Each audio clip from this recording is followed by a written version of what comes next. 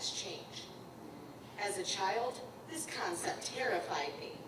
I would have the most uproarious meltdowns at even the thought of my mother moving the TV and the couch. To say I had undiagnosed childhood anxiety would be an understatement, but I took peace in my house. I identified with it. It was home.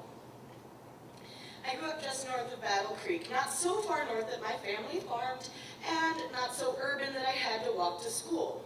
I lived in the cushy suburban bus route in a neat little row of tidy lawns and well-kept gardens and wide roads that were shaped like figure eights.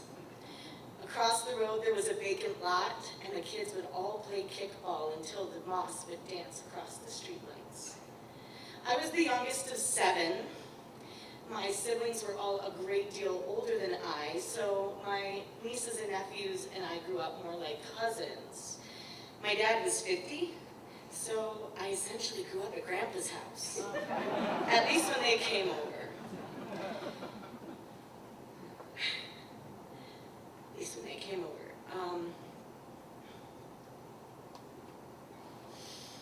My sister Julia would come, and she would be driving her white station wagon and bringing her 3 kids.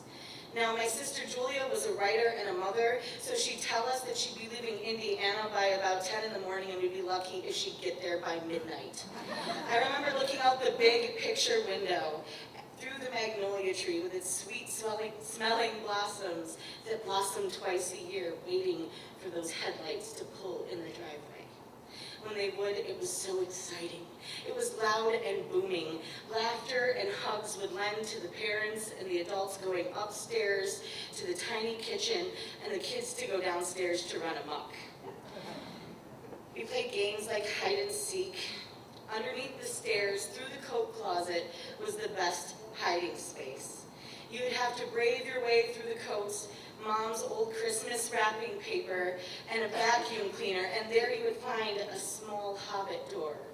Upon opening it, there was a small room that could fit 4 sitting children and a water heater, and no matter what, no matter how many times my mother would ask, we would always knock over the coats. And she hated it when we'd hide there, but we'd do it anyway because we were kids, and that was our fun. This lasted for years. The smell of rich, decadent cooking, the sounds of booming laughter, the sting of hitting my head on that stupid door are still with me. But things change. My parents got a divorce, and they decided that my mom would have the house, and with my love for change, I decided to stay with her. A few years of trying to manage that, and with the overwhelming upkeep and the overwhelming cost, our house was up for foreclosure. I was terrified. I didn't like when my mom moved the furniture, let alone me moving. It was not fair. I was so angry. My mom had secured a 1-bedroom apartment for herself, and I had to do something, and fast. After application denials and breakdowns, finally, my boyfriend at the time and I were approved for a small apartment in the middle of town in an impoverished neighborhood. Our first couple of nights there, I can't lie, I was terrified. I heard gunshots. I slept on the couch. I had shelter, but I still felt like I was homeless. My old house had been purchased. New families were living there, making memories, and I didn't understand why I couldn't be there making memories. To say I was angry would be an understatement. Shortly after moving in, we found out I was pregnant. We made do. We painted the walls, we built the crib, and in that, more than a child grew within me. I realized some of the privileges that I had growing up, and I realized how hard poverty could be.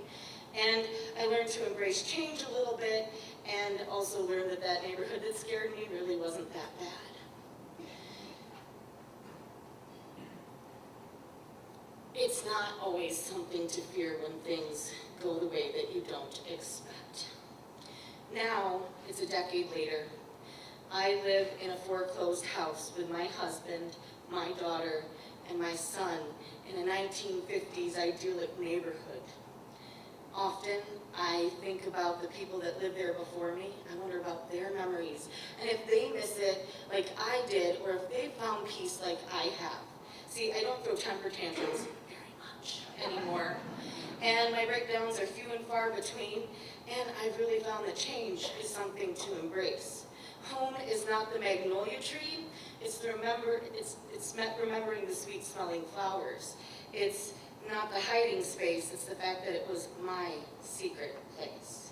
Home is in a hug, it's in a memory, it's in the sound of my kids' heartbeats. It's everything that I used to fear. Isn't that funny? Change is beautiful. It is home, and it is within me, and it is the beautiful promise that nothing lasts forever.